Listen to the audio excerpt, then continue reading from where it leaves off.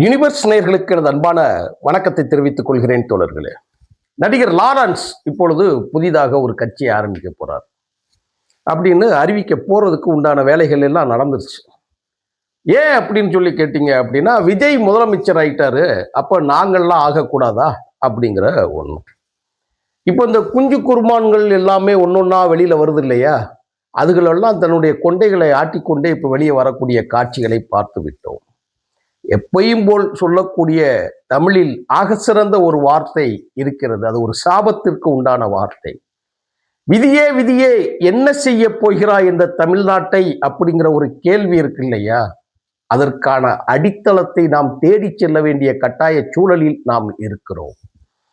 ஏன் இந்த மாதிரி ஆளுகள்லாம் அரசியலுக்கு வர்றாங்க, இவங்கெல்லாம் செய்யற கூத்துக்கள்லாம் எப்படி பார்க்குறாங்க, உலக அரங்கில் என்ன நடந்து கொண்டு இருக்கிறது என்று கேட்டால் அது ஒரு பெரிய மாற்றமெல்லாம் இல்லை. இப்போ நான் ஒன்று காட்டுறேன் பாருங்க, அவங்க என்ன சொல்றாங்க பாருங்க. பாருங்களேன் ஒரு நிமிஷம்.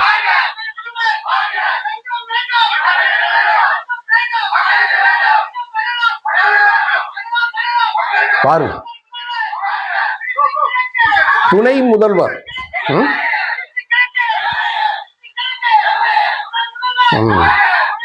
என்ன சொல்றாங்கன்னா, வேண்டும் வேண்டும் இந்த நாட்டுக்கு தலைவர்கள் இருக்கு இல்லையா, பெரிய சூப்பர் ஸ்டார் ரஜினிகாந்த் சொன்னாப்லையா, இங்க பெரிய ஒரு வெற்றிடம் இருக்கிறது, அதை நிரப்புவதற்காக நான் வருகிறேன் என்கின்ற ரஜினிகாந்த் சொன்னாப்ல. எல்லாரும் கேட்டிருப்பீங்கன்னு நினைக்கிறேன். அடுத்து என்ன சொன்னான்னா, மேடையில் ஏறின உடனே சிஸ்டம் கெட்டு போச்சு அப்படின்னா, அந்த சிஸ்டத்தை சரி செய்யறதுக்காக நான் வாரேன்னா சொல்லிட்டு என்ன செஞ்சான்னா, நயன்தாராவோட ஏறிக்கிட்டு ஃப்ளைட்ல தனி ஃப்ளைட்ல ஏறி அண்ணாத்தை படம் நடிக்கிறதுக்கு ஹைதராபாத் போயிட்டான். யாரு? சிஸ்டம் கெட்டு கிடக்குன்னு சொன்ன ரஜினிகாந்த். அவன் என்றைக்கும் கண்டனத்திற்கு உரியவன். தமிழ்நாட்டு அரசியலையும் தமிழ்நாட்டு இளைஞர்களையும் கோமாளி கூத்தாக மாற்றி ஒரு 1/4 நூற்றாண்டுகளுக்கு மேலாக ஏமாற்றி தெரிந்த ஒரு அயோக்கியன் அவன். பல்வேறு கருத்துக்களின் அடிப்படையில் தான் நம்ம விமர்சனத்தை சொல்லுவோம். 1996 இருக்கக்கூடிய அரசியலை அசிங்கப்படுத்தியவன் அவன். அவன் போட்ட எச்சை தான் இந்த ராகவா லாரன்ஸ் என்கின்ற அல்லக்கை திருச்சி தொகுதியில, கிழக்கு தொகுதியில நிப்பாட்டுவதற்கும் இவங்க ஜெயிச்சு துணை முதலமைச்சர் ஆகுவதற்கும் எல்லா வேலையும் பார்க்குறாங்க. அதனால எல்லாம் வந்துட்டாங்க, நான் வந்தா என்ன அப்படின்னு சொல்லி இவர் பேசுறாரு. அதுக்கு என்ன சொல்றாரு தெரியுமா? ஒரு தெரு நாய் இருக்குல்ல, தெரு நாய்க்கு பிஸ்கட்டை தூக்கி போட்டா அது எப்படி இருக்குமோ, அது மாதிரி நம்ம இவங்களுக்கெல்லாம் பிஸ்கட் தூக்கி போடணுங்க. இது நான் நேற்றைய காணொளி நான் போட வேண்டியது. எப்பயுமே அச்சு ஊடகங்களில் செய்தியான பிறகுதான் அதிகாரப்பூர்வமாக ஆதாரப்பூர்வமாக போட வேண்டும் என்பதற்காகத்தான் ஒரு நாள் தாமதமாக இந்த செய்தியை சொல்லுகிறேன். தெருநாய் யாரு? இதை நீங்கள் கேட்டுக்கொண்டிருக்கக்கூடிய தோழர்களும் நான் எல்லாம் இந்த நாய்க்கு நாயை குளிப்பாட்டி நடு வீட்டில் வச்சாங்கல்ல ரஜினிகாந்த், அந்த வீட்டு நாய் நம்மளை நாயின்னு சொல்றோம். ஒரு ஏரியாவுக்கு போகணுமா, அந்த ஏரியாவுக்கு போனா யாரையும் பழகணும்ல, நம்மளா போய் தான் பழகணும். அவங்களுக்கெல்லாம் நம்ம கருத்து சொல்லணும். எல்லாம் முடிச்சு அவங்கெல்லாம் கேட்ட பிறகு அந்த தெரு நாய் இருக்கு இல்லையா, நாய் கூட நம்மளை பார்த்து குலைக்கும். குலைச்ச பிறகு அவங்களுக்கு எல்லாமே போய் நம்ம இது பண்ணணும்ல, 2 பிஸ்கட்டை வாங்கி போட்டா சரியா போயிடும் அப்படிங்கிற லெவல்ல அவன் சொல்றான். யாரை சொல்றா? மக்களை சொல்றோம். எப்படி விஜய் ஆட்சி நடத்துறார் இல்லையா, அந்த ஆட்சிக்கு அவகாசம் கொடுக்கணும்.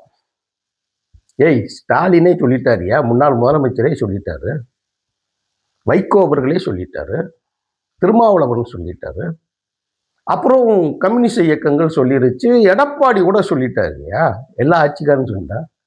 நீ என்னடா இப்போ சொல்லிட்டு அவங்களுக்கு வந்தா அப்போ என்ன செய்யணும், அந்த பழகிறதுக்கு நாய் இருக்குல்ல, நாய்க குலைக்கும், அந்த குலைக்கிற நாய்களுக்கு பிஸ்கட்டு போடலான்னா அட நாயே உன்ன என்னடா சொல்றது நம்ம? அப்போ இப்போ நம்ம ஒரு விளக்கம் சொன்னோம் அப்படின்னா அது தப்பா போயிடும் இல்லையா? அப்ப இந்த மாதிரி நாய்களுக்கு நம்ம அப்படித்தான் சொல்லணும். மனிதர்கள் எல்லோரும் மனிதர்கள் அல்ல, அரசியலில் குதிப்பவர்கள் எல்லோரும் போராளிகள் அல்ல. இந்த மாதிரி ஏமாளிகளும் கோமாளிகளும் உள்ளே வருவாங்க அப்படிங்கிறது தான் இருக்கும். 23ஆம் புலிகேசியில் வடிவேல் வருவாப்பல்ல, சண்டைக்கு போனால் வெள்ளக்குடியோட டான்ஸ் ஆடிக்கிட்டு போவான். அப்படிப்பட்ட கோமாளி மன்னர்கள் இருப்பாங்க இல்லையா, அந்த மாதிரி கோமாளிகள் இவன். இவன் யார் அப்படின்னு கேட்டா, ஒரு ஸ்டண்ட் மாஸ்டர், பேர் வேண்டாம், ஸ்டண்ட் மாஸ்டர் வீட்டில் வந்து அல்லக்கையா இருந்த பையன், எடுபடியா இருந்த பையன், எச்சி கிளாஸ் கலான்ற பையன். சத்யராஜ் அமாவாசை இருக்கு இல்லையா, அப்படிப்பட்ட ஒரு அமாவாசை. இந்த அமாவாசை வறுமையின் பிடியில் இருந்த ஒரு ஒன் என்ன நிலைமையில வந்து இன்னைக்கு வந்து பேசுறான் அப்படிங்கிறத தான் நீங்க புரிஞ்சுக்கணும். இன்னைக்கு அனைத்து நாளிதழ்கள்லையும் செய்தி இருக்கு. என்கிட்ட இருக்கு 6 பேப்பர், 6 செய்தித்தாள்கள்லையும் இது எல்லாமே இருக்கு. திக்கதிர் உள்ளிட்ட செய்திகள்ல என்கிட்ட கையில இருக்கு. இப்போ எல்லாம் முடிச்சுட்டு தான் இன்னைக்கு செய்தியா இதை நான் போடுறேன். இப்போ வந்து அப்போ தெருநாய்களுக்கு பிஸ்கட்டு போட்டா அமைதியா போயிடும், அது மாதிரி இருந்தா அப்ப அரசியலையும் தெருநாய்ங்கிறது சொல்றியா? இவன் எப்படி அரசியலுக்கு வந்தாங்கிறத நான் சொல்லிடுறேன். எங்க எப்படி சினிமாவுக்குள்ள வந்தாங்கிறத சொல்லிடுறேன். இவன் டான்ஸ் ஆடிக்கிட்டே காரை தொடச்சிக்கிட்டு இருந்திருக்கான். மனுஷனுக்கு எப்பயுமே எங்கேயுமே ஒரு ஒரு சிக்னல் கிடைச்சிச்சுன்னா அதுல இருந்து எந்திரிச்சிருவாங்க.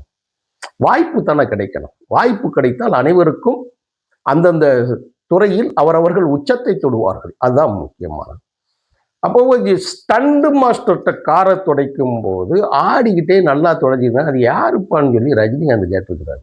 என்னையா கார் துடைச்சிக்கிட்டு இருக்கிறா, நல்லா டான்ஸ் ஆடிக்கிட்டு இருக்கானே, என்ன அவனை கூட்டு வாயாங்கிறான். என்னையான்னு கேட்டால் வறுமையின் பிடியில் இருக்கக்கூடிய மிகவும் ஏழ்மைக்கு கீழ்த்தரத்தில் ஏழ்மையா இருக்கக்கூடிய ஒருத்தன் அவன். காரை துடைச்சிக்கிட்டு இருக்கான்னா எப்படி ஆளா இருப்பான்னு. ஓட்டுநர் கிடையாது, அது நல்லா நீங்க புரிஞ்சுக்கணும். டிரைவர் கிடையாது. டிரைவர்னா கூட குடும்பம் நடத்தக்கூடிய அளவிற்கான சம்பாத்தியத்தில் இருக்கக்கூடியவர்கள் அவங்க. அப்படின்னு நினைக்கிற போகும்போது நல்லா டான்ஸ் ஆடுறியா, உனக்கு டான்ஸ் ஆடினா நல்லா ஆடுவியா? நான் நல்லா ஆடுவேங்கய்யா அப்படின்னா, அப்போ உன்னை மெம்பரா தேர்த்து விடுதேன் போய்க்கிடுறியான்னு சொல்லி ரஜினிகாந்த் கேட்குறாரு.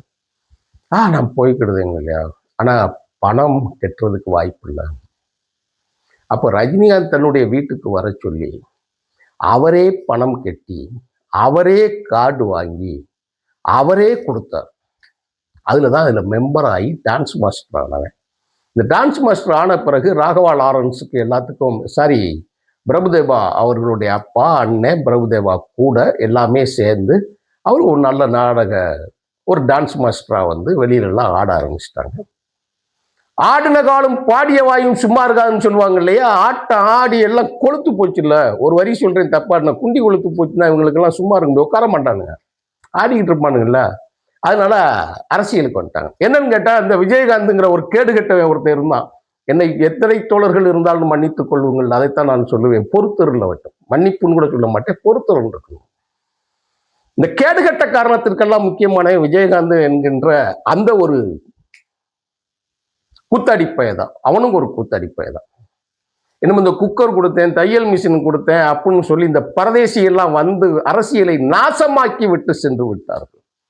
விஜயகாந்த் எந்த போராட்டமா போராடி எந்த மறியல் ஏதாவது செஞ்சு ஆர்ப்பாட்டம் வந்து சும்மா நடப்பாங்க. அவங்க வந்து சும்மா அவனோட அரசியலை முழுவதும் எடுத்து பாருங்க. இப்பயே காரி துப்பிக்கிட்டு இருக்கிறாரு. இப்போ ஒரு சேனல்ல, முக்கியமான சேனல்ல கட்சி தலைவர்கள் எல்லாம் கூட்டம் நடக்குது.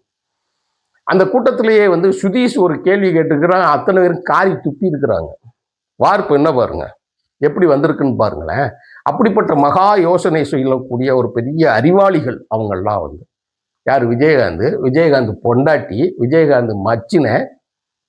அப்புறம் இன்னைக்கு நாங்கள் ஏன் இன்றைக்கு விஜயை நாங்கள் ஆதரிக்கக்கூடிய சூழல் வந்திருக்கிறது என்று சொன்னால், அரசியலை திராவிட முன்னேற்ற கழகம் இந்த முறை கையாண்ட விதம் இருக்கு இல்லையா, மக்களை மந்தை மாடுகளாக கருதி. ஏன்னா ஸ்டாலின் வந்து நீங்க மேல் போக்குல வந்து அவர் நல்லவர் மாதிரி அப்படியே ஸ்டேஜில் வருவார், எல்லாம் கொடுப்பாரு, அப்படியே போயிடுவார். கிரவுண்ட் லெவல்ல இருக்கக்கூடிய பாலிடிக்ஸை வந்து அவங்க கவனிக்காம மறந்துட்டாங்கலாம் கிடையாது. அவங்க வளர்ந்ததே அப்படித்தான். ஆள் இல்லாத ஊர்ல இழுப்பப்பூ கொண்டாட்டங்கிற மாதிரி தான் அவங்க வந்து அரசியல் இருந்தது. இங்க ஸ்டாலினோட வளர்ச்சி, அவருடைய கட்சி தலைவர் இன்னைக்கு யாரும் இல்லாத நிலைமையா அப்ப அவர் நினைச்சுக்கிட்டார். ஸ்டாலினை விட அறிவாளியாக, ஸ்டாலினை விட திறமைசாலியாக, ஸ்டாலினை விட தியாகம் செய்தவர்கள் திமுகவில் இருக்கிற பொழுது அவர்களையெல்லாம் புதிங்காலை நறுக்கிவிட்டு வெளியேற்றிவிட்டு அந்த இடத்தில் யாருமே இல்லை என்கின்ற போக்கில் மினுக்காக வந்து மினுக்கிக்கிட்டு இருக்கிறவங்க தான். கடைசியில் அவன் மருமை வந்து அங்கே உட்காந்து எப்படி கருணாநிதிக்கு இவன் இருந்தான்னா முரசொலி மாற, அது மாதிரி அவங்க அரசியலை கெடுத்து பணம் கையில் இருக்கக்கூடிய அந்த திமிரில் அவர்கள் அரசியலை கையாண்ட விதம் தான் கொண்டு வந்தது. அதுல தான் இந்த ராகவா லாரன்ஸ் போல ஆளுகள்லாம் இன்னைக்கு வந்துட்டாங்க, துணை முதலமைச்சருக்கு வந்துட்டாங்க. எல்லோரும் விமர்சனத்திற்கு உட்பட்டவர்கள். நம்ம முதலமைச்சர் விஜய் நடிகர் விஜயாக இருக்கிற பொழுதும் கடுமையான கண்டனத்தை நாம் தெரிவித்திருக்கிறோம். இன்னைக்கு விசாரணைங்க, ஸ்டாலினோட நம்ம முதலமைச்சரோட விஜய் மனைவி சங்கீதா இன்னைக்கு விசாரணை தள்ளுபடி வச்சிருக்காங்க. கட்டிய மனைவியும் பெற்ற பிள்ளையும் தெருவில் விட்டுவிட்டு இளைஞர்களுக்கும் பெண்களுக்குமாக நான் பாதுகாப்பு அளிப்பேன் என்று சொன்னதை நாம் கண்டித்திருக்கிறோம். எப்படி சாத்தியம்? எதை வைத்து? பொது வாழ்க்கையில் ஒரு நாகரிகம் இல்லாதவர்கள், தனி மனித வாழ்க்கையில் ஒழுக்கம் இல்லாதவர்கள் பொது வாழ்க்கையில் மீற முடியாது என்பதில் எந்த மாற்று கருத்தும் இல்லை. ஆனால் பக்கத்தில் இருக்கக்கூடிய ஆளுகளை எல்லாம் பார்க்கும். இங்கே எம்ஜிஆர் கிடையாது, ஏன் கலைஞர் கூட இன்னைக்கு கிடையாது, ஜெயலலிதா கிடையாது. இவர்களெல்லாம் ஆண்டு பெரும் மக்கள் சக்தியோடு இருந்தவர்கள். ஆனால் இந்த அதிகார அரசியலுக்காக பணத்தை கொடுத்து மக்களை அந்த வார்த்தையை பயன்படுத்தக்கூடாது, மக்களை ஒரு பெரிய அதாவது ஒரு மனுஷனாவே மதிக்காம இவங்க அரசியலை கையாண்ட விதம் மன்னிக்க முடியாத குற்றம். அதோட விளைவுதான் இன்னைக்கு யார் வேணாலும் என்ன வேணாலும் பேசலாம், எப்படி வேணாலும் அரசியலுக்கு வந்துடலாம்னு சொல்லிட்டு லாரன்ஸ் மக்களை, பொதுமக்களை திருநாய்க்கு இணையாக பேசி இருக்கிறான். இதை விஜய் கவனிக்கணும், அமைச்சர்கள் கவனிக்கணும். உங்களை எந்த மாதிரி எடை போடுறாங்கிறத அவன் பார்க்கணும்.